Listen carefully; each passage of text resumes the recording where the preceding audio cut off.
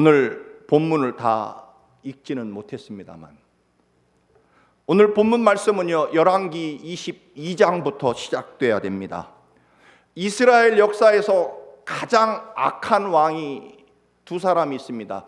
북쪽 이스라엘이 남북으로 분열됐을 때 북쪽 이스라엘의 가장 악한 왕은 아합 왕입니다. 엘리야 선지자 시절에 부인 이세벨 왕비와 함께 가장 악한 시대의 왕이었고요.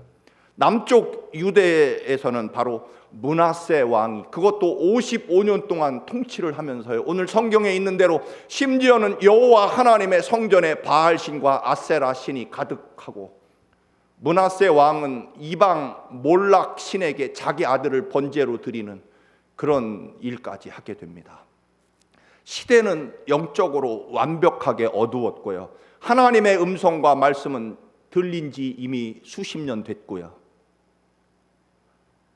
그리고 그 아들 아몬이라는 왕이 2년 만에 살해당하고 결국 오늘 본문에 있는 요시야 왕이 불과 8살의 나이로 유다 왕이 됩니다. 여러분, 8살짜리가 뭘 알아서 왕이 됐겠습니까? 할아버지 므낫세가 55년 통치했고, 그리고 아버지 아몬이 2년 통치하다 보니까 결국 8살의 왕이 돼서 그는 뭘 해볼 수 있는 나이가 아니었습니다. 그런데요, 여러분, 이 8살짜리 왕이 이스라엘 역사에서 가장 위대한 왕 다윗 왕과 함께 요시야 왕을 꼽습니다. 왜 그럴까요, 여러분? 왜 요시야가 8살 코올리게가 왕이 됐음에도 불구하고 이스라엘 역사의 가장 위대한 왕이 되었을까요? 오늘 성경에 보면요, 22장부터 읽어보면 그렇게 되어 있습니다. 요아스가 여호와 하나님을 경외했다, 하나님의 말씀대로 살았다라고 되어 있습니다. 지지난주에 우리는 어린아이가, 그 많은 어른들이 하지 못했던 어린아이가 예수님께 보리빵, 그 초라한 짐승들의 먹이가 되거나 혹은 죄수들에게 나누어 주는 그런 보잘것없는 보리빵과, 그리고 어부들이 쓸모없어 버린 익투스 물고기가 아닌 옵사리온 그 보잘것없는 해변에 버린 물고기를 주워다가 소금에 절여서 말린 그 보잘것없는 생선을 어린아이가 예수님께 드렸고, 그 받은 보리빵과 생선을 가지고 주님이 감사의 기도를 하시고 거의 1만 명이 넘는 사람들에게 배불리 먹고도 남게 하는 성경에서 가장 위대한 기적을 어린아이가 이루게 됩니다. 이유는 한 가지입니다. 하나님 예수 그리스도에게 드렸고 주님이 그것을 받으시고 감사의 기도를 하늘을 향해서 드리셨을 때 그런 일이 일어났고요.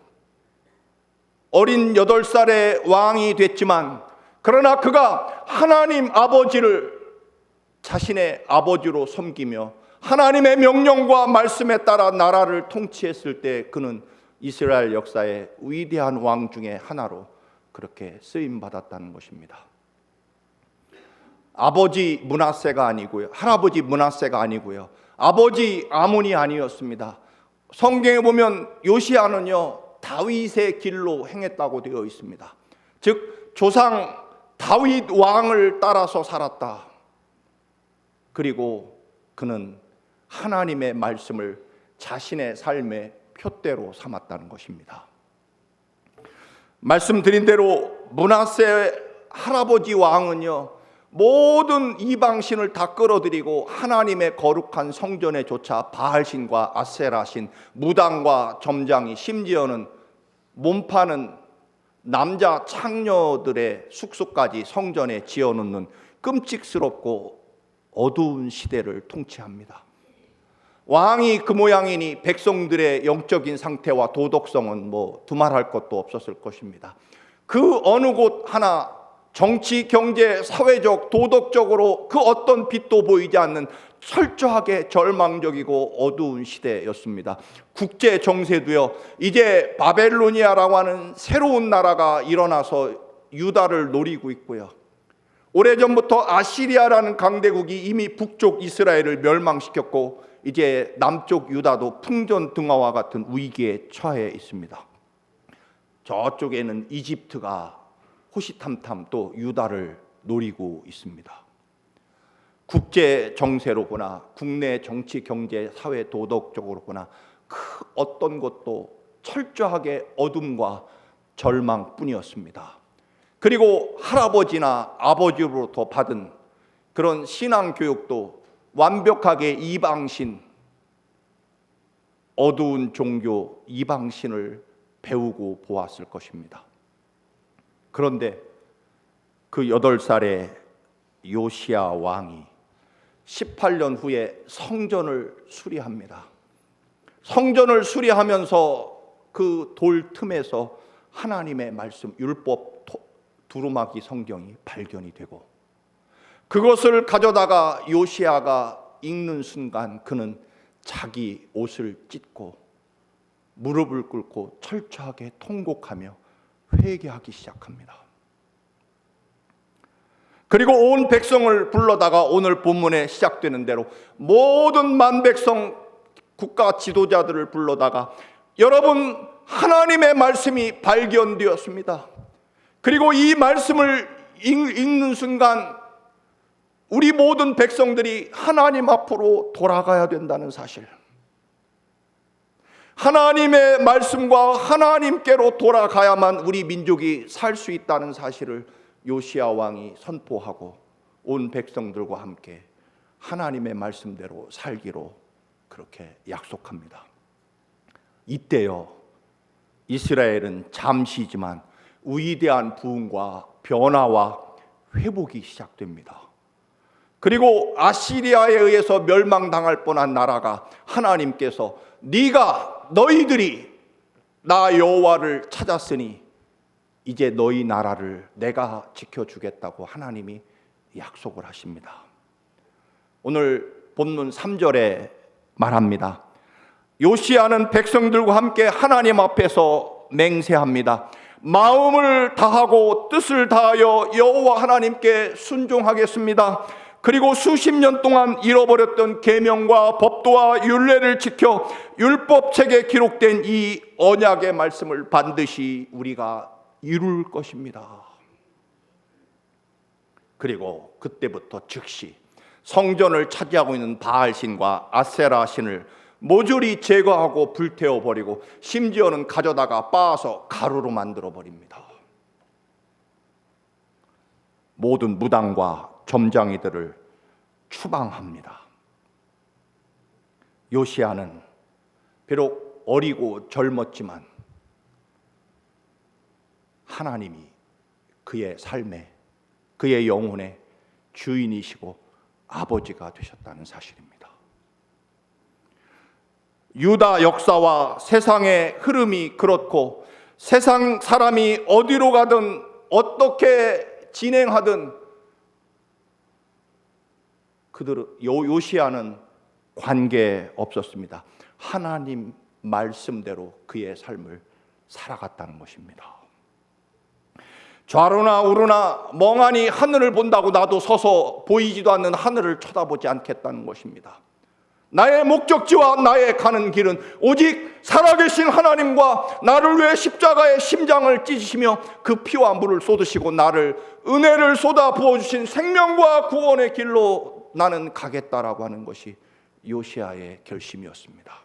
그리고 온 백성들이 그렇게 가게 합니다. 이유는 왕이 하나님의 말씀 앞에 옷을 찢고 그리고 통곡하며 하나님의 말씀을 회복할 때 그렇게 나라가 새롭게 회복됐다라고 하는 것입니다.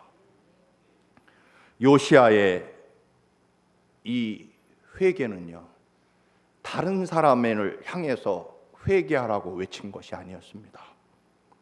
내가 먼저 회개하고 왕의 옷을 먼저 찢었다는 것입니다. 우리는 자꾸만 다른 사람 보고 회개하라고 말합니다. 다른 세상을 보고 우리는 똑바로 살아야 된다고 말합니다. 오늘 본문에서는요, 아니라는 것입니다. 바로 여러분이, 바로 내가 먼저 내 옷을 찢고 살아계신 하나님의 말씀을 회복할 때 비로소 내 가정과 내 나라와 내 민족이 회복된다는 사실을 오늘 이야기하고 있습니다. 내가 내 안에 내 삶에 잃어버린 하나님을 회복해야 된다는 것, 그래야 우리 교회와 여러분의 삶이 회복된다는 것을 분명히 말씀하고 있습니다. 지난주에 바울 사도가 3차 선교 여행을 하는 도중 2차 선교를 마치며 머리를 깎았다, 그 말씀을 드렸습니다.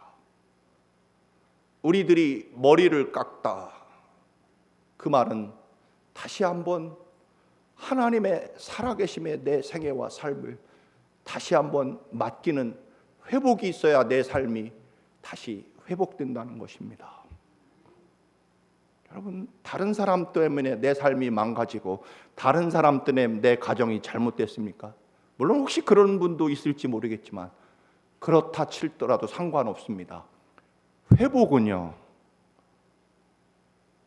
내 가정과 내 교회와 내 나라가 살아나는 길은 어떻게 어려워졌든지 간에 관계없이 이유가 중요한 것이 아니라 앞으로 어떻게 살아나고 회복될 것이냐라고 하는 것은 내가 하나님 앞에 옷을 찢고 살아계신 하나님의 말씀으로 내가 회복되는 길만이 내 삶과 내 가정과 내 나라가 회복되는 유일한 길이라는 것입니다. 여러분, 개인적인 이야기를 해서 죄송합니다만 지난주에 월요일에 작은 아이가 이제 대학원을 마쳐서 졸업식을 했고요. 큰 아이 짐을 또 주중에 가져왔습니다. 이제는 의사 시험을 보고 이제 병원에만 일하기 때문에 집이 필요 없다고 침대를 다 가져오라 해서 실어왔습니다. 근데 내려오면서 이 말씀을 드리는 이유는 이제 아이들은 내 염려와 내 걱정에서 이제는 떠났구나. 이제는 자기들이 자신들의 삶을 살아가겠구나. 그러면 나는 지난주에 머리를 깎는다는 설교를 했는데 이제 우리 감리교 법에 의하면 70세 무조건 그만둬야 되는 그때가 올 텐데 이제 15년이 남았는데 이 15년을 어떻게 살아야 될까? 이제 남은 15년 동안 정말로 이제는 모든 염려와 근심에서 떠나서 내려오면서 싣고 내려오면서 그런 얘기를 했습니다. 이제는 네게 맡겨진 너의 아이들은 이제 너에게서 다 떠났으니까 너는 이제 뭐 할 것이냐. 그런 이제 하나님의 은혜 가운데 다 모든 것이 맞춰졌으니까 물론 앞으로 결혼도 하고 뭐 그러겠지만 거기까지는 제 영역은 아닌 것 같고요. 이제 남은 15년 동안 다시 한번 머리를 깎고 혹시라도 잃어버렸던 사명과 말씀과 기도를 다시 한번 회복시켜야 되겠다는 것입니다. 혹시라도 세상이 어둡고 또는 다른 사람들이 제 갈 길로 간다고 할지라도 이제 하나님의 성전에서 거룩한 하나님의 예배를 회복하고 살아계신 하나님의 말씀을 회복하고 기도를 다시 한번 회복하고 점검해서 남은 15년의 삶을 이제부터는 오로지 모든 염려와 근심을 떠나서 살아계신 하나님께 남은 생애를 이제 드려야 되겠다. 그런 결심을 하면서 정말로 내려왔습니다. 오늘 요시야가 세상이 그렇고 또는 주변 정세가 그렇고 우리 할아버지가 그랬고 우리 아버지가 그랬다. 그렇지 않습니다. 그 모든 것들을 떠나고 끊어버리고 버리고 이제 오로지 다시 한번 살아계신 하나님께 자신의 삶을 온전히 맡겼다라고 하는 것입니다. 세상 모든 정치, 경제, 사회 풍토가 참으로 절망적이죠. 너무나 타락하고요. 너무나 어둡고 심지어는 우리 기독교 교회 안에 뉴스를 보기가 부끄러울 만큼 정말로 어려운 시대를 살아가고 있는데, 여러분, 더 이상 우리는 다른 사람 때문에, 누구 때문에 이 거룩한 살아계신 하나님의 은혜와 회복과 위대한 부흥의 역사를 놓칠 수 없다라고 하는 것입니다. 이대로는 안 되겠다고, 바뀌어야 된다고 생각을 하십니까? 그렇다면 안 됐잖아요. 내 노력과 내 방법과 수단으로. 이제 마지막 길이 하나 남아 있습니다. 하나님의 언약의 말씀을 회복시켜 보자는 겁니다. 그리고 이 전능하시고 살아계신 하나님의 역사와 은혜가 있는 살아계신 하나님이 끊임없이 여러분에게 은혜 주시기 원하시고, 생명 주시기 원하시고, 축복 주시기 원하시고, 그리고 십자가의 심장을 찢기며 피와 물을 쏟아 우리에게 은혜 주시기 간절히 원하시는 그 하나님의 사랑에 내 삶을 맡겨보자는 것입니다. 요시야의 할아버지, 아버지의 삶이 아니라. 그래서 요시야는 성전 예배를 회복합니다. 유월절을 지키기 시작합니다. 그리고요, 온 백성들과 함께 언약의 말씀을 이루겠습니다라고 백성들과 함께 선언을 합니다. 여러분, 이제 여러분의 남은 생애도 무엇을 하시다가 남은 생애를 마치겠습니까? 저와 여러분이 함께 약속하십니다. 오늘 하나님 앞에 하나님의 약속의 말씀을 이루어 보겠습니다. 살아계신 하나님, 정말로 살아계신 하나님의 약속의 말씀을 제 삶에 회복시켜 보겠습니다. 그래서 57년간 없었던 예배, 성전 예배를 회복하고요, 그리고 하나님의 거룩한 말씀을 회복합니다.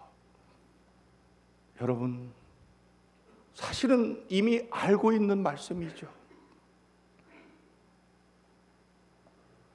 그러나 오늘 요시야는요, 성전에 들어있던 모든 것들을 다 꺼내버리고 하나님이 아닌 것은 다 태워버리고 부수어버리고 갈아버리고 그리고 쫓아내버립니다. 우리가 개혁한다라고 하는 것은요, 회복한다라고 하는 것은요, 다른 것들을 회복하는 게 아니고요, 내 안에 원래 살아계신 하나님 예수 그리스도의 십자가와 그 보혈의 은총 외의 것들이 어느새 달라붙어 버리고 차지해버린 것들을 다 꺼내버리고 오직 하나님의 언약의 말씀과 거룩한 하나님의 성전에서의 예배를 남긴다는 뜻이 될 것입니다.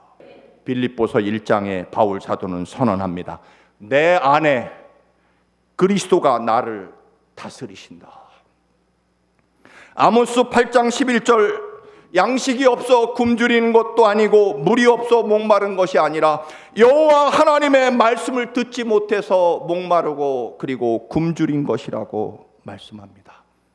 물론 우리는 육신적으로는 마실 물이 없고 먹을 양식이 없어서 배고프고 갈증이 나는 것처럼 보이지만 그렇지 않다는 것입니다. 살아계신 하나님이 여러분에게 진정으로 회복될 때 비로소 여러분의 삶이 살아날 수 있다라고 하는 것입니다. 이제 우리는 성전에서 예배를 회복하고 말씀을 회복할 수 있는, 동시에 이거를 해결할 수 있는 길이 있습니다. 뭘까요? 예배와 말씀과 기도를 회복할 수 있는 곳은 단숨에 해결할 수 있는 게 있습니다. 새벽 기도에 나오시기 바랍니다. 예배도 있고요, 기도도 있고 말씀도 있고요. 오늘 이사야서 62장 6절 7절 말씀, 제가 정말로 좋아하는 말씀입니다. 우리 개정 개역 성경으로 먼저 한번 읽어봅니다. 6절 7절 다 같이 읽습니다. 시작. 예루살렘이여, 와 너의 성벽 위에 파수꾼을 세우고 그들로 하여금 주야로 계속 잠잠하지 않게 하였느니라. 너희 여호와로 기억하게 하시는 자들아, 너희는 쉬지 말며 또 여호와께서 예루살렘을 세워 세상에서 찬송을 받게 하시기까지 그로 쉬지 못하게 하라. 조금 더 쉬운 편안한 말로 세 번역으로 읽습니다. 시작. 예루살렘아, 내가 너의 성벽 위에 파수꾼을 세웠다. 그들은 밤이나 낮이나 늘 잠잠하지 않을 것이다. 주님께서 하신 약속을 늘 주님께 상기시켜 드려야 할 너희는 가만히 있어서는 안 된다. 늘 상기시켜 드려야 한다. 주님께서 예루살렘을 세우실 때까지 쉬지 못하게 해야 한다. 또 예루살렘이 세상에서 칭송을 받게 하시기까지 주님께서 쉬시지 못하게 해야 한다. 아멘. 우리 세 번역 바로 앞에 6절 다시 한번 봅니다. 주님께서 하신 약속을 늘 주님께 상기시켜 드려야 할 너희는 가만히 있으면 안 된다. 늘 상기시켜라. 뭘 상기시킵니까? 누구에게요? 얘기는 그렇습니다. 하나님이 저에게 분명히 말씀대로 살면 말씀대로 이루어 줄 것이라고 저에게 약속해 주시지 않으셨습니까? 하나님 그 말씀 지키십시오. 그런 얘기입니다. 끊임없이 예수님에게 잊어버리지 말도록 아버지께서 저에게 주신 생명의 말씀과 그 약속을 잊어버리지 않도록 주님께 끊임없이 말씀드리라는 겁니다. 주님도 깜빡깜빡 잊어버리실 때가 혹시 있을지 모르니까 매일매일 주님 저에게 이런 약속과 사명 주셨죠. 약속 지키셔야 됩니다. 말씀대로 이루신다고 하셨죠. 믿는 대로 된다고 말씀해 주셨죠. 제가 믿습니다. 하나님의 말씀을 붙잡고 살아갈 것입니다. 하나님 약속 지키십시오라고 매일같이 밤낮 쉬지 말고 주님 앞에 끊임없이 기억시켜야 된다는 겁니다. 가만히 있지 말고 하나님 쉬지 못하게 하는 방법이 뭘까요? 밤낮 기도하고 찬양하고 말씀을 읽는 것이죠. 그렇게 하나님을 귀찮게 해다오. 얘들아, 나 심심하지 않게, 한가하지 않게, 할 일 없는 노인네처럼 뒷방에 나를 가두지 말고 나를 끊임없이 부려먹으라. 그런 얘기입니다. 아주 쉽게. 지난주에 제가 성경 봉독을 잊어버렸습니다. 평생 사실은 처음인데 제가 가끔 잊어버리는 때가 있는데 어느 때냐면요, 새신자가 많이 보일 때는요 제가 정신이 하나도 없습니다. 지난주에 유난히 7, 8분이 앉아 계시는 바람에 제가 흥분해가지고 우리 신지희 집사님 네 분이 또 오셔서 분명히 우리 김무영 집사님이 성경봉독 빠졌어요 하고 나오시면 저에게 속삭였는데 알았습니다 하고 1분 사이에 잊어버렸습니다. 여러분, 그래서 끊임없이 하나님도 물론 잊어버릴 분이 아닌데 깜빡깜빡 잊어버리니까 하나님 약속 지키셔야 됩니다. 저한테 주신 말씀 꼭 지키십시오. 믿는 대로 된다고 하셨으면 제가 믿으니까 꼭 그대로 이루어 주십시오라고 매일같이 하나님 들볶으라. 그런 얘기입니다. 하나님 잊어버리지 않도록 상기시켜 드리라. 가만히 있지 말라는 것입니다. 나한테 끊임없이 찾아와서 외치고 부르짖으라는 것입니다. 여러분의 삶이 회복되기 원하고 축복과 생명과 은혜 가운데 살기 원하십니까? 그러면 이제부터 하나님 앞에 외치시기 바랍니다. 하나님의 언약을 반드시 이루어 드리겠습니다. 오늘 요시아와 온 백성들이 그렇게 하나님 앞에 예배하며 외칩니다. 여러분의 삶 속에 우리 청합교회가 하나님의 언약의 말씀을 반드시 이루어 드리는 여러분의 믿음이 되시기를 축원합니다. 믿음은요, 내가 믿는 게 아니고 믿음이 나를 지키는 것이 되어야 됩니다. 하나님의 말씀을 내가 지키는 것이 아니고 말씀이 나를 지키도록 해야 된다는 것입니다. 그래서 우리는 여러분 하나님의 찬송, 예루살렘에서 찬송 받으실 때까지 기도를 쉬지 말고 끊임없이 밤낮 부르짖으며 하나님 앞에 약속 지키라고 외쳐라 하는 것입니다. 말씀을 붙잡고요, 이 말씀 꼭 지켜주시고 이루어 주셔야 됩니다. 기도는 여러분에게 예언이 될 것입니다. 반드시 응답될 것입니다. 제가 기도하니까 하나님 그 약속 지키십시오라고 하나님께 부지런히 밤낮 없이 외치라는 것입니다. 여러분, 엿장수에게 장관 자리 달라고 말하는 사람은 없습니다. 왜 그럴까요? 그럴 능력이 엿장수에게는 없으니까. 그러나 대통령에게 장관 시켜달라고 말할 수 있습니다. 기도가 예언이라는 말씀 속에 그런 말이 나왔습니다만, 여러분, 하나님은 여러분이 큰 기도 드리는 것을 기분 나빠하실까요? 아니면 아주 작은 것을 달라고 하면 기분 나빠하실까요? 여전히 어려운 문제네 늘. 여러분, 하나님이 불쾌하게 여기시는 것은 하나님을 작게 여기는 겁니다. 우리는 하나님 앞에 결국 마음을 지키는 게 아니고요, 입술을 지키는 겁니다. 내 마음속으로는 하나님을 사랑하고 하나님을 믿지만 그거 사실은 소용없습니다. 우리는 우리의 입으로 믿음을 지키는 것이고요, 우리의 입술의 고백으로 하나님 나라 약속을 이루는 것입니다. 여러분의 입술에서 끊임없이 하나님의 언약이, 말씀이 회복되심으로 여러분의 삶이 위대해지는 역사가 있기를 주님의 이름으로 축원합니다.